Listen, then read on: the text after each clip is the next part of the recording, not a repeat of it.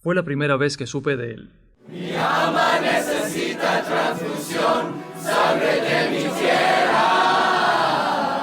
Regreso a la cuna que me vio nacer. Regreso a este barrio que me vio correr. Lo que fui, lo que soy, seré por mí. Sabe ya.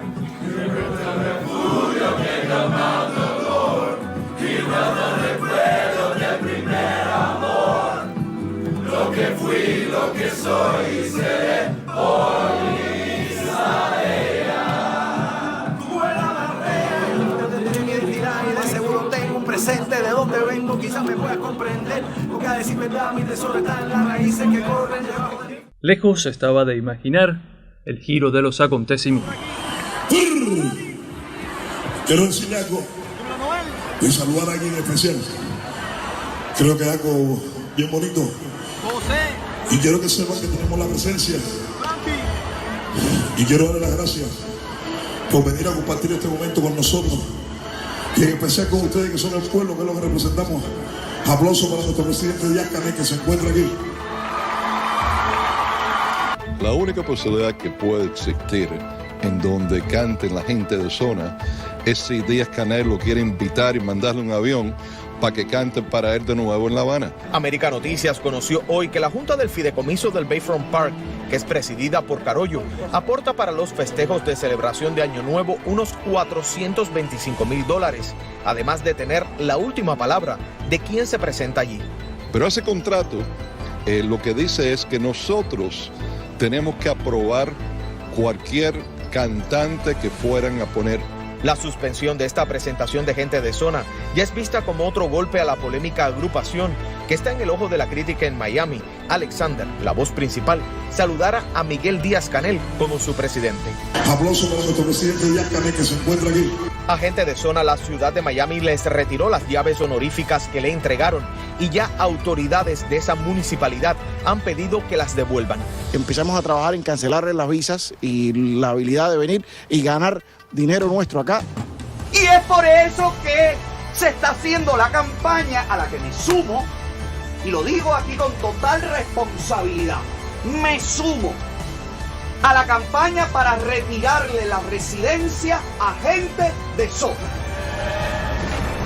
Estoy al habla con las oficinas de los senadores, estoy hablando con varios políticos, estoy haciendo todas las gestiones y todos los contactos para que los políticos valoren la posibilidad de someter al menos a una investigación el tema de la residencia de este grupo. Porque con tu voz se van mis penas. Y este sentimiento ya es tan viejo.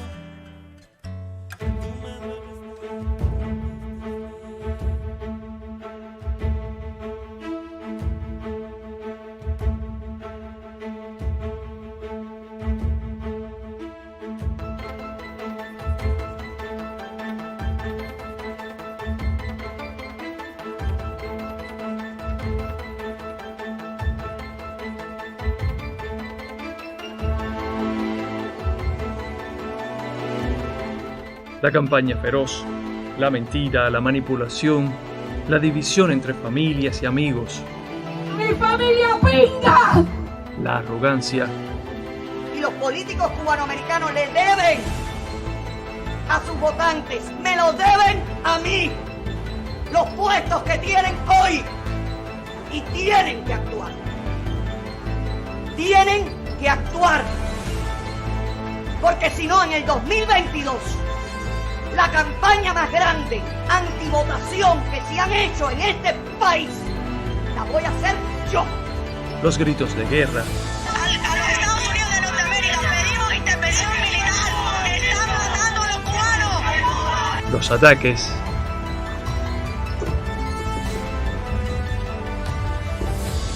El fraude.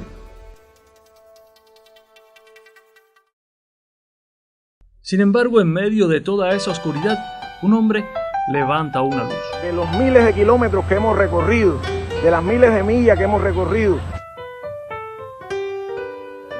Gente de todas las ideologías, demócratas, republicanos, de todos los credos, pidiendo que se creen puentes de amor entre nuestros pueblos y que se levanten las sanciones económicas contra el pueblo de Cuba.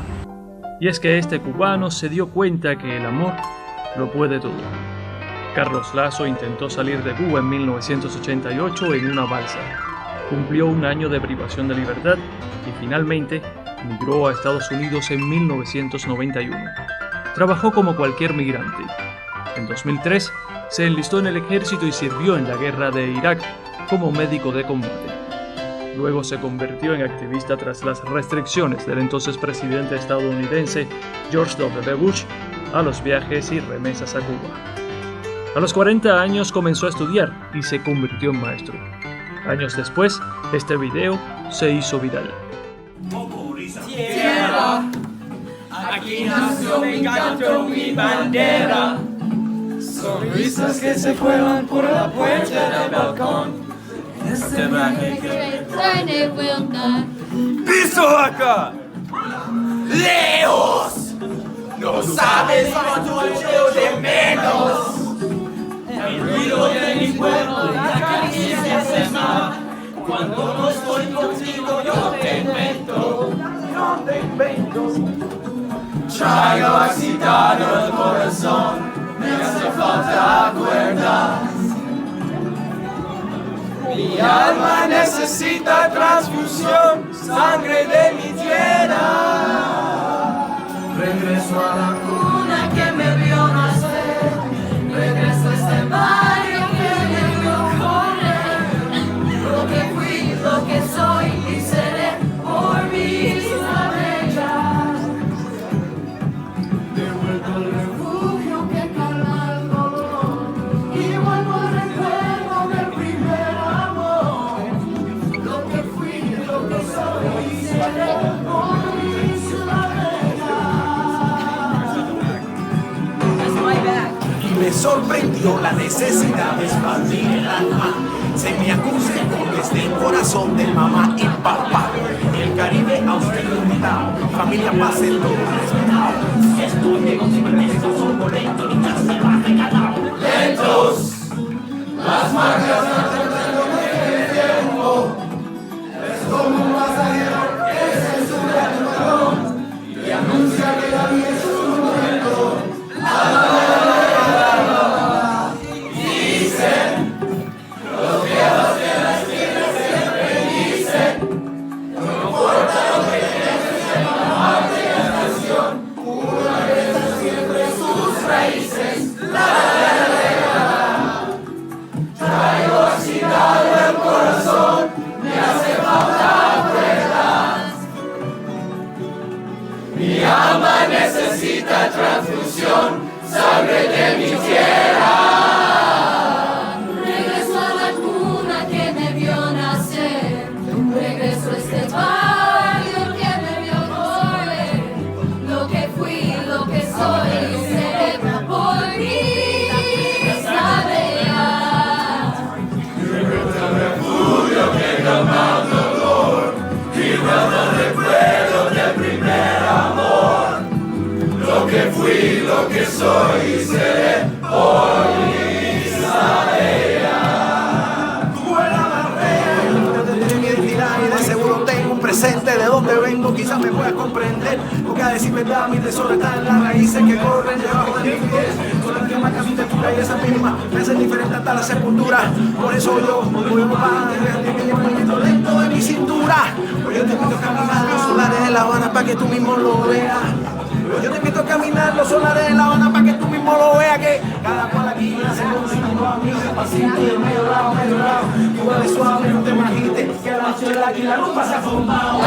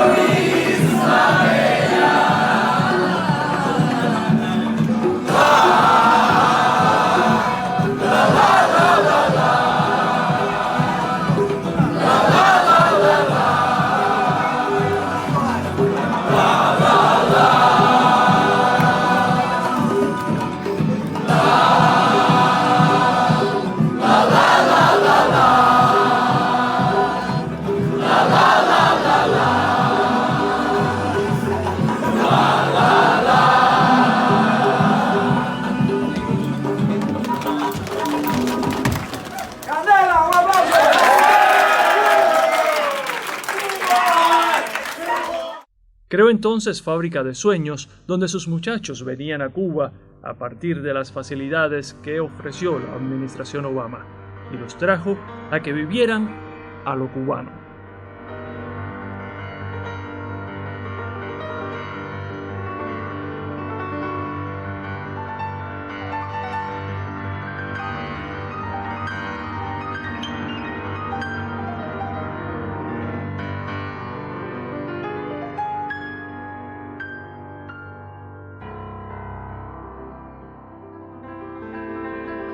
Pero llega la sombra del presidente Donald Trump, impulsado por políticos norteamericanos que viven del negocio Cuba y se hacen llamar cubanos.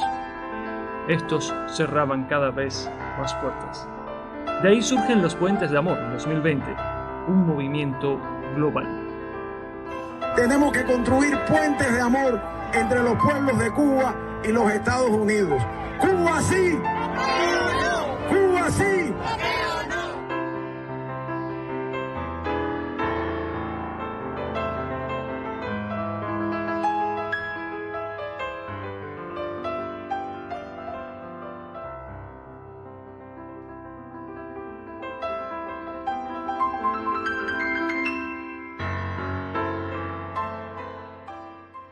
Una de las actividades que no estaban ni previstas, porque hay actividades que no están previstas, fue esta entrevista contigo, que salió así de vamos a reunirnos y reunirme en este lugar acá, en la Universidad de La Habana, en tiempos de pandemia, en tiempos en que no hay clases, y tener la oportunidad también de reunirme con jóvenes, incluso bajo esta circunstancia de epidemiológica, y ha sido una experiencia grande. Ojalá pueda venir otro día o en otra oportunidad y reunirme con más jóvenes y conversar sobre los puentes de amor y eso. Aquí en Cuba he participado en muchas actividades. Fuimos a la Casa de la Décima de Mayabeque. Nosotros tenemos una relación, Puentes de Amor, la fábrica de sueños, una relación muy estrecha con la Casa de la Décima de Mayabeque. Mis estudiantes norteamericanos han visitado ahí en el pasado, han hecho décimas esos estudiantes norteamericanos y han compartido con los muchachos de ahí de la Casa de la Décima, con Lazarito, el profesor, con toda la gente del pueblo de Huines.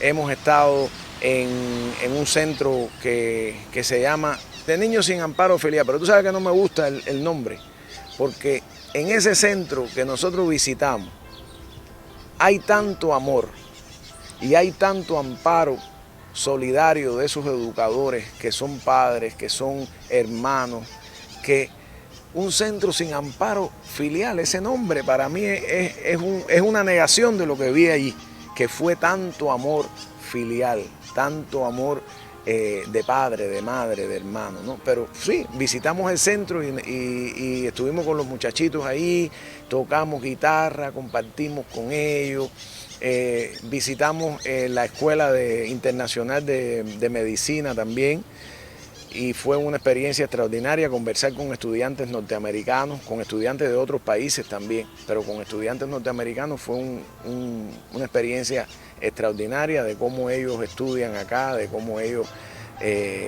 se adaptan a Cuba, de cómo ellos aman a la cultura cubana, y fue una forma de crear puentes de amor también. Recuerdo que en nuestro peregrinar en los Estados Unidos el mes pasado, caminamos desde Miami hasta Washington, D.C. Y en ese caminar, en Georgia, en Atlanta, nos encontramos con un padre norteamericano, afroamericano, que en los conversatorios que teníamos me dijo, yo le dije, ¿por qué usted está aquí apoyando nuestra caminata? Y dice, porque Cuba salvó a mi hijo. Y yo digo, me quedé así, Cuba salvó a mi hijo. Pensé que a lo mejor un medicamento, una operación. Digo, ¿qué quiere usted decir con eso de que Cuba salvó a mi hijo? Y dice, sí, porque mira, mi hijo es... nosotros somos de un barrio de pobre, de una comunidad donde hay violencia, droga, abuso policial, y mi hijo tendría el potencial de haber muerto por una sobredosis de droga, de haber terminado preso, de haber terminado una pandilla, de haber sido muerto por la policía, lo que sea. Sin embargo, mi hijo recibió una beca de la Escuela Internacional de Medicina, y mi hijo hoy es un médico que trabaja en una comunidad necesitada de aquí de Georgia, como médico, como profesional. Entonces, Cuba salvó a mi hijo. Y entonces ir a esta escuela, que en cierto modo salva a tantos hijos y salva a tanta humanidad, fue una experiencia tremenda. Creo que esto de puentes de amor, pues esa escuela construye puentes de amor. De puentes de amor surgió así la palabra, la primera vez que yo la visualicé y me impactó el concepto fue, habíamos hablado de eso antes, habíamos dicho hay que construir puentes de amor, pero la primera vez que yo visualicé aquello fue cuando vinimos al concierto por el 500 aniversario de La Habana. Nos invitaron a los estudiantes de la Fábrica de Sueños de la escuela nuestra y a mí al concierto, a cantar la canción Música Vital. Y uno de los estudiantes dijo que lo que hacía, uno de los estudiantes norteamericanos en una entrevista dijo, lo que hace falta entre nuestros países es eso, puentes de amor. Pero los puentes de amor no solamente, yo creo que después de haber pensado sobre esto bastante y pensar, y no solamente tienen que ver con las relaciones entre los Estados Unidos y Cuba. Yo creo que los puentes de amor son crear conexiones de amor incluso a nivel de familia, incluso a nivel de pueblo, incluso a nivel de vecinos, incluso a nivel de gente que se ha ido y de gente que se quedó. Es decir, no levantar barreras, es lo contrario de las barreras. Los puentes de amor es lo contrario de las barreras de odio. Y eso se hace a nivel personal. Los puentes de amor son las cosas que cambian el mundo y que uno tiene que hacerlas todos los días desde su propio ejemplo, desde un acto de bondad a la vez. Tienen que ver con tratar de mejorar las relaciones entre nuestros países, pero también tienen que ver con ayudar a un vecino que está necesitado. Tienen que ver con tratar de resolver una necesidad que hay. Tienen que ver con llamar por teléfono a un abuelito con el que no se habla hace mucho tiempo. En el aula nuestra, uno de los ejercicios que hacemos toda la semana es los muchachos tienen que llamar por teléfono a un abuelo o a un tío, o llamen por teléfono y díganle que lo quieren mucho. Ya no hay que decirle lo que tienen que decir, ellos saben cuando llega ese momento que hay que llamar y todo el mundo toma el teléfono, sus teléfonos celulares, y llaman, y los abuelitos que están del lado de allá, en otra provincia, en otro estado, en otro país, se quedan sorprendidos a veces. ¿Qué pasó? No, abuelo, hacía 2 años que no hablaba contigo, pero te quiero decir que te quiero mucho y que tú has sido muy importante para la vida de mi padre, para mi vida. Y eso hace una diferencia en el mundo. Esos actos de bondad, pequeñitos así, quizás no cambian el mundo, pero cambian el mundo de algunas personas. Y de eso se trata, de ir paso a paso, tratando de cambiar el mundo que te rodea, el mundo de alguien. Ojalá que uno pudiera cambiar el mundo entero con amor y que fuera todo amor, pero debemos empezar por cambiar el mundo de alguien, y para eso es importante cambiarnos nosotros mismos. Es importante analizarnos, es importante cuestionar nuestras conductas, nuestros comportamientos, nuestro hilvanar y alinear nuestro decir con nuestro hacer, y que el hacer siempre sea de bondad. Amistad entre los pueblos de Cuba y los Estados Unidos. ¡Viva! ¡Viva! ¡Viva los puentes de amor! ¡Viva! ¡Viva la familia cubana! ¡Viva! ¡Un aplauso, coño! ¡Viva! El levantamiento de las sanciones que pesan sobre la familia cubana. Más allá de cualquier ideología que usted sienta, si usted es de izquierda, si usted es de derecha, si usted es republicano, demócrata, lo que sea, si usted está porque se levanten las sanciones que pesan sobre la familia cubana, usted está a favor de los puentes de amor, aunque diga que no. Si usted está porque se levanten esas sanciones, usted está a favor de la caravana, aunque no participe, porque tiene miedo, lo que sea. Tú me hablas del odio, sí, pero te digo, siempre los mensajes que recibo son muchos más mensajes, porque son casi siempre privados, de amor que mensajes de odio.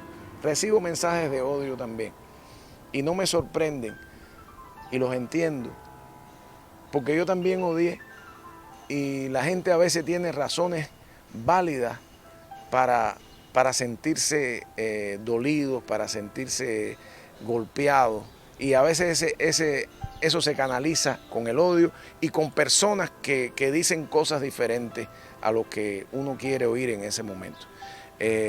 Pero eso me dice que es más necesario todavía el amor, porque cuando hay dos fajándose y llega alguien y se mete, caballero, yo sé que no es popular el mensaje entre dos que se estén dando piñazos, que llegue uno y diga, oye, caballero, aquí hay que amarse, aquí probablemente te metan un piñazo a ti también y salga por el techo, pero en realidad lo que hace falta ante ese momento de violencia, de agresividad, es paz, es conversación, es diálogo, es respeto, no es incentivar esa cosa entre los dos.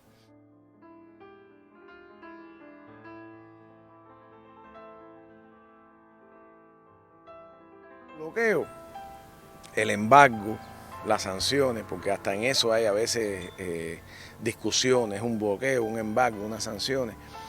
Es algo que a veces se convierte en algo retórico, algo que uno oye tantas veces que uno dice, ya, el bloqueo, sí, no, el bloqueo, y no ve eso.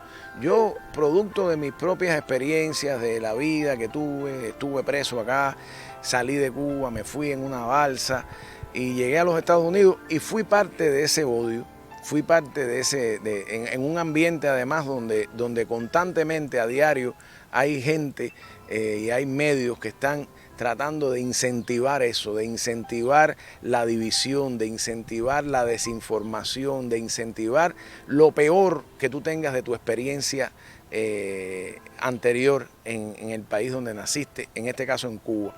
Y hasta el punto de que yo recuerdo que incluso hablaba con alguien una vez de lo feliz que yo fui en mi niñez, en Jaimanita, y conversaba, no, y hacíamos esto, lo otro, y aquella persona se empezó a sentir así como, y en un momento se viró y me dijo, chico, si te gusta tanto Cuba, ¿por qué no te vas para Cuba? Y yo dije, mi hermano, estoy hablándote de mi experiencia de la niñez, ¿qué tiene que ver esto con mis ideas políticas? No, porque dar la impresión, es decir, hasta ese punto llega esto, ¿no? En que la gente no puede discernir, la ideología no los deja discernir en lo racional, en que las cosas no son blanco o negro, las cosas pueden ser de medios colores, y incluso tú puedes, personas que pueden discrepar o adversar al gobierno cubano, decía José Martí que admirar lo admirable no quita mérito a la defensa de una causa. Tú puedes adversar algo, pero también reconocer que hay cosas positivas en la sociedad cubana. Eso pasa en el mundo entero, como en los Estados Unidos. Hay cosas que ocurren que uno las cuestiona, pero hay cosas positivas también dentro de esa sociedad, ¿no? Y entonces yo empecé a cambiar. Mi padre me visitó en una ocasión y en esa ocasión mi papá yo le dije a mi papá en la discusión en el año 93, 94, le dije, viejo, así como medio ofuscado, le dije que se jodan, que se fastidien, que Cuba, ¿no? El pueblo cubano. Y mi papá me dijo, hijo, tú no eres así. Esa gente son tus vecinos, tu familia. Y yo en ese momento aquello fue como si me hubieran dado un martillazo. No te puedo decir que en aquel momento cambié y dije, ya, vi la luz y no, pero me empecé a cuestionar yo mismo y dije, coño, ¿cómo yo voy a canalizar este odio contra esa gente que hicieron tanto por mí, compadre? Que además yo me quedé solo con 15 años, yo te he contado, y mi familia, mi mamá se fue de Cuba y los vecinos eran mis mejores amigos, mis mejores padres, mis mejores tíos, y yo empecé a cuestionar eso.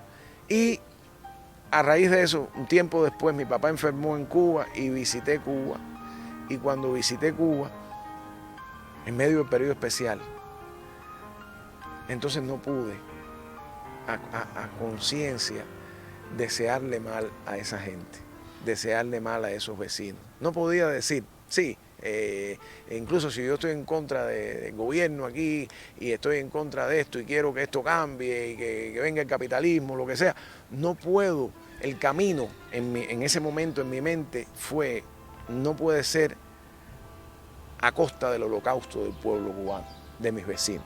Y eso me hizo, después que abracé a esa gente, que vi a esa gente en esas necesidades y que se normalizaron los viajes, empecé a visitar Cuba otra vez, empecé a visitar a mi familia y empecé a sufrir una evolución en el sentido de mi pensamiento desde el odio hacia el amor. Y por ahí fue la cosa. Y después la vida me ha puesto en circunstancias en que he estado defendiendo básicamente el derecho de la familia a tener una relación normal.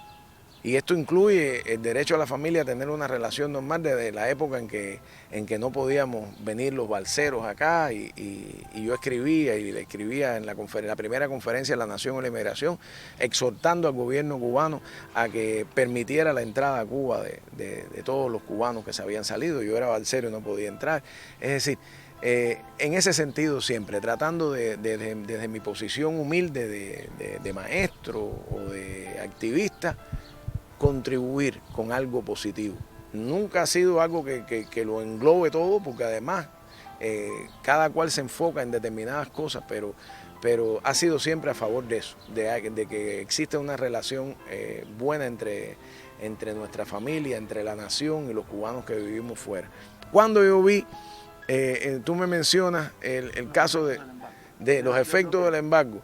Bueno, eso se ha visto, yo lo he visto, por ejemplo, cuando el periodo especial, es decir, cuando el periodo especial el país se había caído el bloque socialista y entonces el país se encuentra de pronto con que incluso las compras, lo mismo que ocurre hoy, el país para hacer una compra tiene que sortear una cantidad de obstáculos, que eso a veces no se ve porque es difícil visualizarlo, ¿no? Como tú visualizas que un banco no le dio el crédito al otro y cuando tú terminas haciendo toda esa explicación, el efecto que es que no pudo llegar determinado reactivo a un centro de investigación no se ve, ¿me entiendes?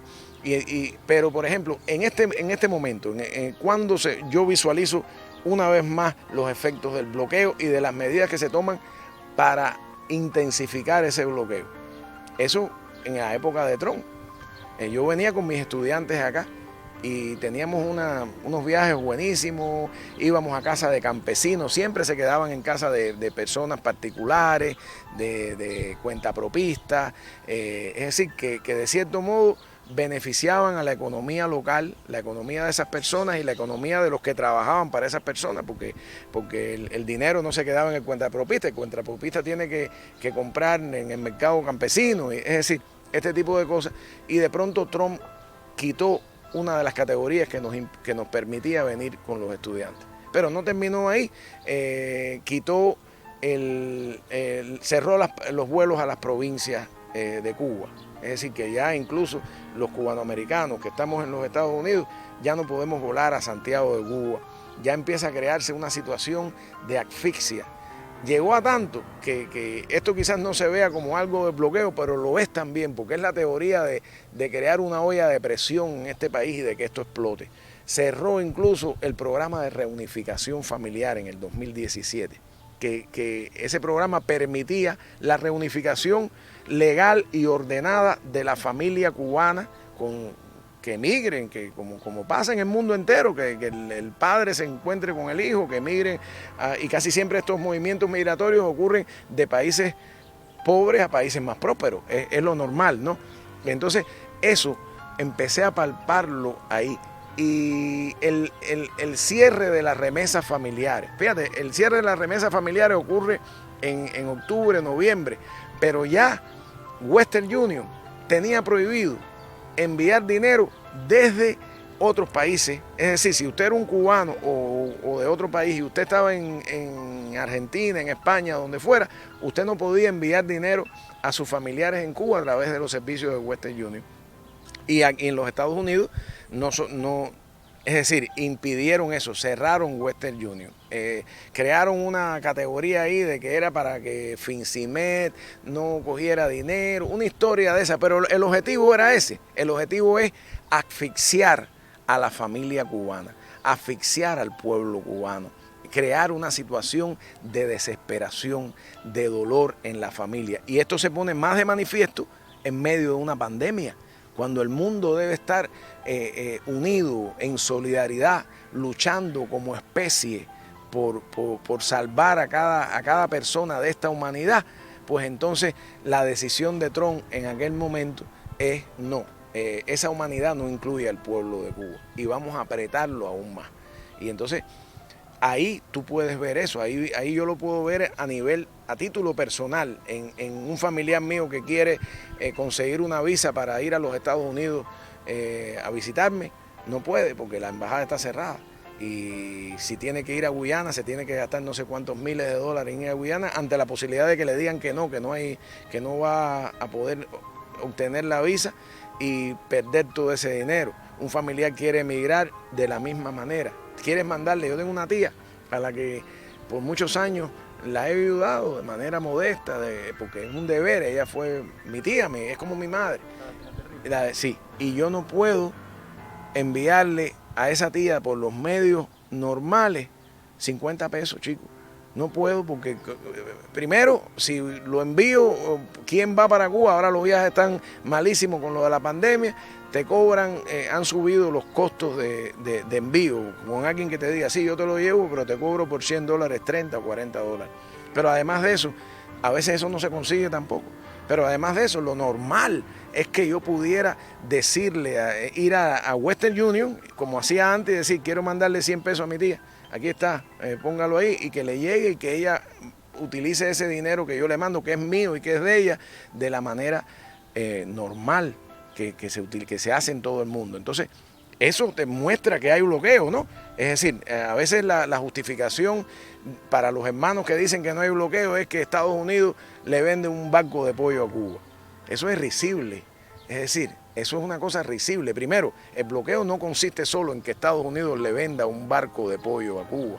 Primero, Cuba no puede ubicar o vender ninguno de sus productos en el mercado norteamericano y en muchos otros mercados que se ven cercados por estas regulaciones financieras. Es decir, no se trata de una caridad de permitir vender un barco de pollo a Cuba. Estos son bajo 1000 licencias, tienen que venir un barco y además el país está sin el turismo, el país está sin remesa. Entonces, ¿cuál es la parte de caridad? Sí, te vendemos un barco de pollo. Eso es risible. Lo que hay que hacer es levantar esas sanciones. Incluso han puesto al país en una lista de países terroristas, que lo hizo Trump antes de irse de Cuba, de la presidencia, que le impide, que crea una pesadilla para cualquier institución cubana que quiera hacer una compra de un producto yo conversaba en este Instituto de Investigación de la Vacuna Soberana de las dificultades que enfrentan esos científicos para conseguir reactivos, que hay centros o proveedores que ya no le quieren vender porque temen que los Estados Unidos tomen represalias contra esa institución. E incluso, antiguamente el bloqueo, ahora el bloqueo llegó hasta el punto de perseguir hasta los barcos petroleros que venían a este país, así, quirúrgicamente. Vamos a parar el barco ese y meterle una multa. Y el barco, la opción es entrar y perder el mercado más grande, que es el mercado norteamericano, no entrar. Pero ese petróleo es el petróleo que mueve las ambulancias, es el petróleo que alumbra los hospitales, es el petróleo que alumbra los hogares cubanos. Y no lo dejan entrar. Entonces, no hay bloqueo. Es decir, y si no hay bloqueo y hay una ley de bloqueo, pues quítenla. Quítenla. Si no existe el bloqueo, quítenla. El bloqueo, es decir, ¿por qué no hay bloqueo? Porque no hay una armada de barcos alrededor de Cuba. Hay una armada de medidas invisibles y visibles y silenciosas que de hecho convierten a esto en una plaza sitiada. Esa es la realidad. Y el que quiera para su conciencia, el que quiera desde su conciencia decir que no hay bloqueo porque aceptar que hay bloqueo es ser parte de una inhumanidad y de un crimen. Bueno, yo lo entiendo, porque a veces las personas, para salvar su conciencia y para sentir que ellos pueden ir a la iglesia y rezar los domingos, tienen que hacer este juego mental. Pero la realidad es que todos sabemos que hay un bloqueo brutal como nunca ha existido sobre nación alguna, de la potencia más grande del mundo y de la historia, sobre un país pequeño y sobre un pueblo bueno y noble. Como pudieron ver en este video, está en inglés. Yo estoy seguro que muchos como yo no dominamos el inglés, pero yo he podido entender en ciertas cosas lo que se estaba hablando, ¿no? Ahí está hablando el presidente de la Cámara Baja, de los republicanos en Washington, ¿no? Estaba hablando libertad de Cuba, la bobería, todas esas cosas, ¿no? De la democracia. Y de momento, un periodista de aquí de Miami, periodista independiente, le hace una pregunta. ¿Por qué él no quiere, ya que está hablando de la libertad y toda esa pila de cosas y los problemas del 11 de julio en Cuba, que se haga una investigación por los sucesos del 6 de enero? Rápidamente, como ustedes pudieron ver, vino la policía, la seguridad y sacó al periodista.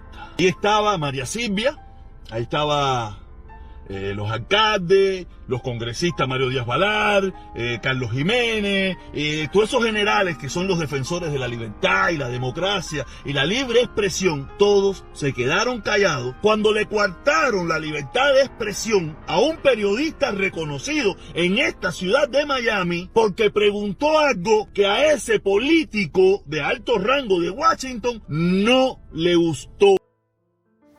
Yo tengo un gran respeto, admiración por todos esos hermanos con los que he tenido el privilegio de trabajar juntos en las caravanas, de construir puentes de amor.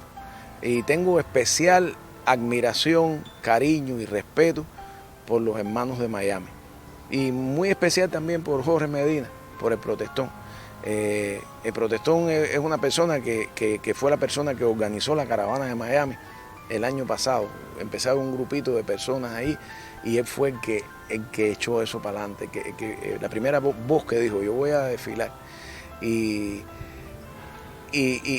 me duele mucho a veces que haya tanta amenaza, porque yo recibo amenaza, pero Jorge está en la caliente, Jorge y otros hermanos que están ahí, pero Jorge, que es la voz, está en la caliente. También pienso en otro, un youtuber, en Liber, que también es una voz a favor de la familia cubana. Y entonces cuando pienso en Jorge y pienso en todos esos hermanos, chicos, lo único que tengo es cariño y respeto para todos ellos. Y más allá de cualquier forma que podamos pensar ideológicamente igual o diferente, me centro en lo admirable que es que en un ambiente tan adverso, en un ambiente de amenazas de muerte contra él, contra su hija, contra su familia, él y muchos más, estén echando para adelante, estén concentrados en luchar por la familia cubana. Hay también otro grupo de hermanos ahí, son muchos, pero hay incluso norteamericanos que son parte esencial en organizar las caravanas, en todo eso, y esa gente merecen todos ellos, el mayor respeto, el mayor cariño, porque en un ambiente tan enrarecido, en un ambiente de tanto odio, en un ambiente de tantas acusaciones, levantar la voz por la familia cubana, un acto que debía ser un acto normal, un acto irrelevante casi, vaya, decir, yo quiero que reabran la embajada, yo quiero que se restaure el programa de reunificación familiar, yo quiero que Biden cumpla sus promesas. Es un acto casi irrelevante porque Biden, el presidente de los Estados Unidos, prometió que iba a hacer eso. Y que ese acto casi irrelevante o casi común se convierte en un acto de desafío a las fuerzas más reaccionarias y más retrógradas de la historia en la comunidad cubana. Porque además, fíjate, tú no puedes olvidar que esto manda un mensaje diferente. La percepción que existe en el mundo, en los Estados Unidos, en Cuba incluso, es que la mayoría o mucha fuerza de cubanos americanos son gente que quieren el embargo, que quieren el bloqueo, que quieren que este país lo invadan. Pero eso no es así. Eso no es así, y prueba de eso es Jorge Medina, y prueba de eso es Felipe, que está en México, y prueba de eso es Liber, y prueba de eso son todos esos youtubers, todas esas hermanos que no son youtubers, pero que están ahí batallando día a día. Y ese miedo lo tiene la gente esta, los odiadores, los llamo yo, que se muestre que hay una mayoría silenciosa de gente, de cubanos americanos, que más allá de nuestras diferencias ideológicas, queremos una buena relación con nuestra familia. Queremos que no se castigue a la familia cubana. Queremos que se levanten esas sanciones que castigan al pueblo cubano.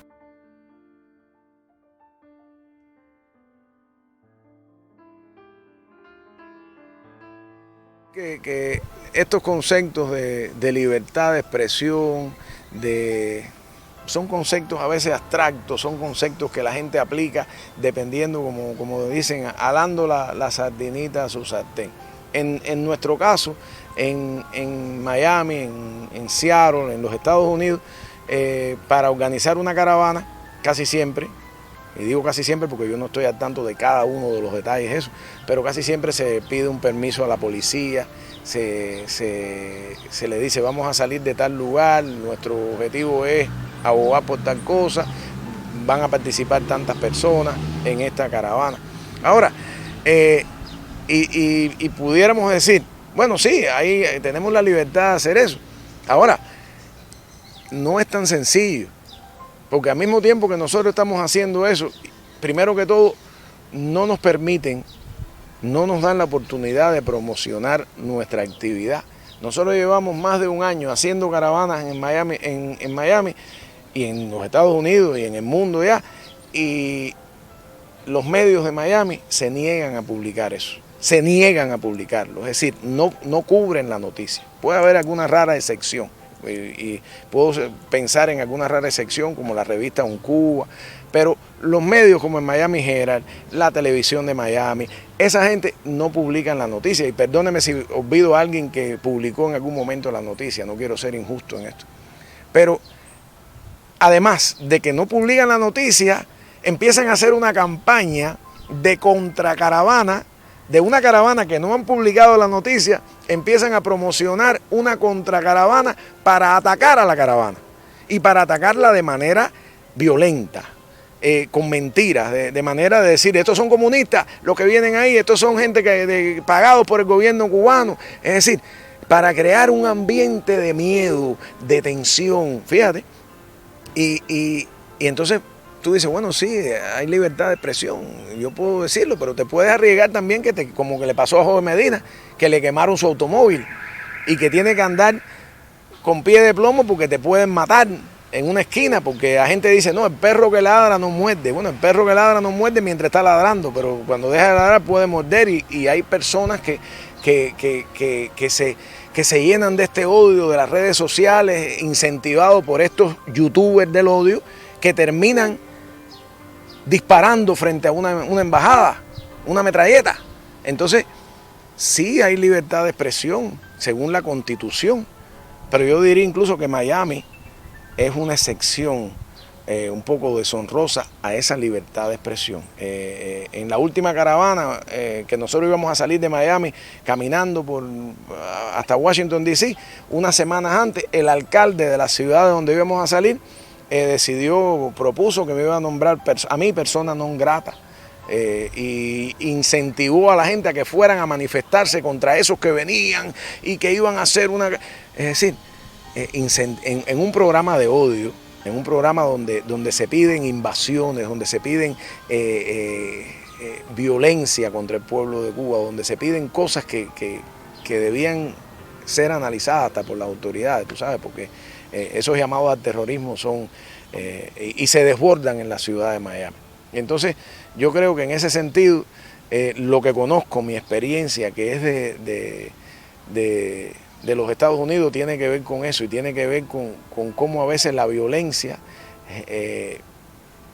se enfila hacia esos que estamos tratando de sembrar amor.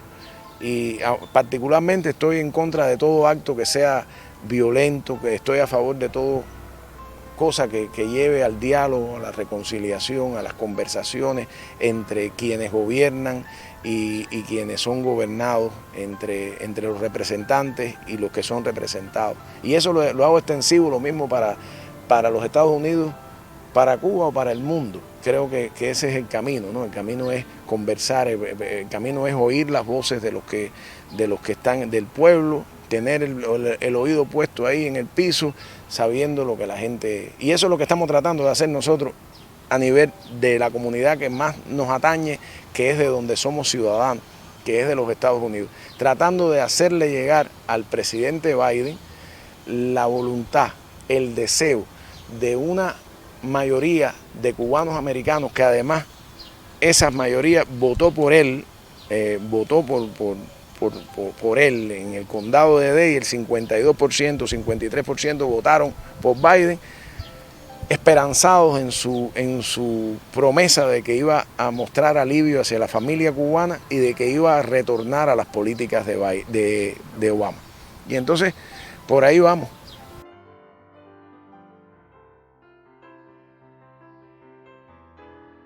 ¿Cómo ha cambiado Cuba? Y esto, desde mi perspectiva, yo no soy un conocedor de la materia, pero es lo que he observado, lo que observo, ¿no? Creo que todas las sociedades cambian y Cuba no es una excepción en ese... Yo, por ejemplo, recuerdo que cuando yo era un muchacho, cuando era un adolescente, el tema de las inversiones extranjeras en Cuba era un tema tabú, es decir, la idea era la empresa socialista, ¿no? Y hoy día eso pues es otra cosa. Hoy visité a unos economistas acá y conversaba con ellos sobre los MIPYME o PYME, la mediana empresa, y sobre cómo eso está en camino y cómo viene ya. Incluso cuando yo era un muchacho, aquí no habían negocios privados. Aquí no había negocios privados, las cafeterías, todas esas cosas no existían.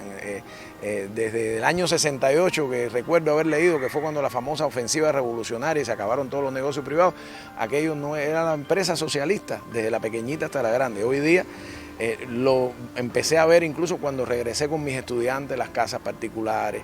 En ese sentido, las cosas están cambiando, aunque haya quien diga que en Cuba no se permiten negocios particulares, eso choca contra una realidad de que tú sales caminando por ahí para allá y ves un restaurante particular, ves un negocio particular, ves una pequeña empresa particular.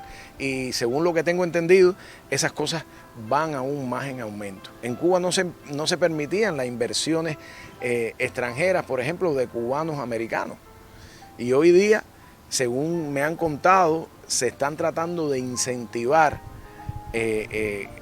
el capital familiar, que vengan gente de Estados Unidos o de otros países, no solamente cubano-americanos, sino cubanos que viven en otros lugares, e inviertan y formen parte de hacer que la nación sea más próspera y que ellos tengan una vida más próspera, también sus familiares y ellos. Es decir, que son cosas que en el plano, visitando esta universidad, tengo un sabor agridulce. Yo recuerdo en el año, creo que 83, 84, que yo traté de, fue como el 83, yo traté de aplicar, ¿no? De solicitar estar en el predestacamento Carlos J. Finlay. Y por problemas ideológicos, yo era un muchacho rebelde, yo era un muchacho que me quería ir del país, pues no me dejaron meterme en el predestacamento. Me dijeron que no tenía condiciones político-morales. Yo creía en Dios y esas cosas. En aquel momento ser religioso era un anatema para estar en la universidad. Y hoy día no es así. Es decir, hoy día estuve aquí con jóvenes con los que conversé y tengo familiares que están en la universidad, que su religiosidad no es cuestionada para tomar una carrera universitaria. Entonces, en ese sentido, yo creo que el país ha cambiado bastante y han sido cambios que toman tiempo, porque se hace camino al andar. Las nuevas realidades hacen que la gente cambie. Y creo, incluso, y esto tengo la total convicción, que el levantamiento del embargo, el levantamiento del bloqueo, el levantamiento de las sanciones de los Estados Unidos hacia Cuba es el primer paso y es el principal factor que moverá a Cuba a ser una sociedad más próspera, democrática e inclusiva. Pero con ese embargo ahí, ahogando al pueblo cubano, es muy difícil la gobernabilidad, es muy difícil tomar cualquier tipo de decisión. Pero estoy seguro, además, un pedacito de ese futuro lo pude ver en los 2 últimos años de Obama, en que no se levantó el bloqueo, pero se movieron algunas cosas en el sentido de mejores relaciones, de contactos comerciales, y se vio incluso en la sociedad cubana un mejoramiento en todos los sentidos. Y espero que el día que se levante el bloqueo, el día que se levante el embargo, la sociedad cubana se moverá por nuevas dinámicas que surgirán a ser una sociedad más próspera, más democrática, más inclusiva, más incluso como la soñó nuestro apóstol, con todos y para el bien de todos. Profesor Lazo, Chalu, Alex Pro, Puentes de Amor, Saúl.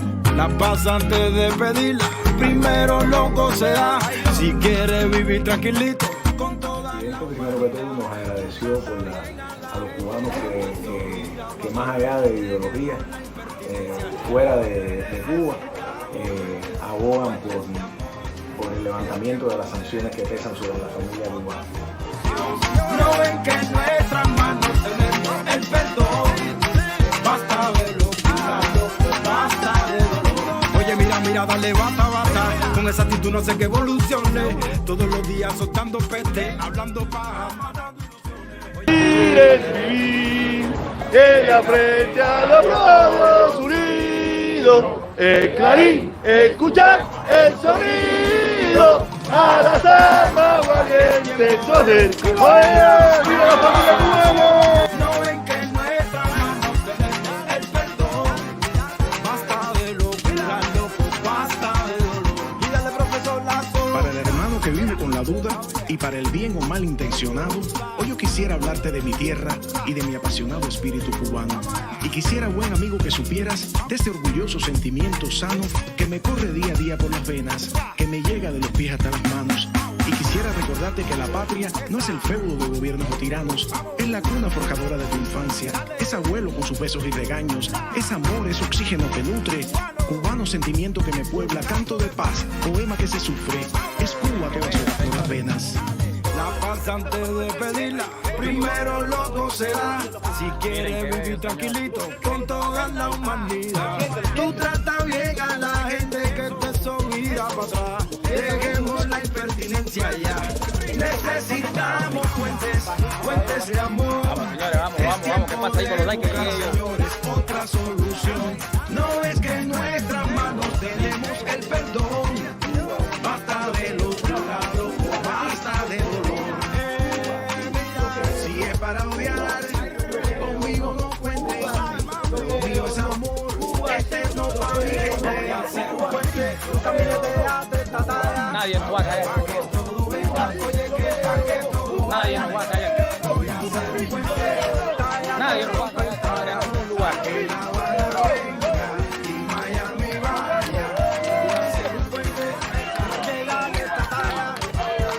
Cuba sí, Cuba sí, bloqueo, Cuba sí, bloqueo, no, Cuba sí, Cuba sí, no, Cuba sí, bloqueo, no. Nosotros, señores, nosotros no venimos a competir si éramos más o éramos menos. Nosotros simplemente vinimos a gritar bien alto, señores, en lo que pensamos, señores. Y nuestro pensamiento está en que hay que levantar el bloqueo, señor, y todas esas sanciones. Eso es a lo que nosotros vinimos, mira. Ahí está el cartel.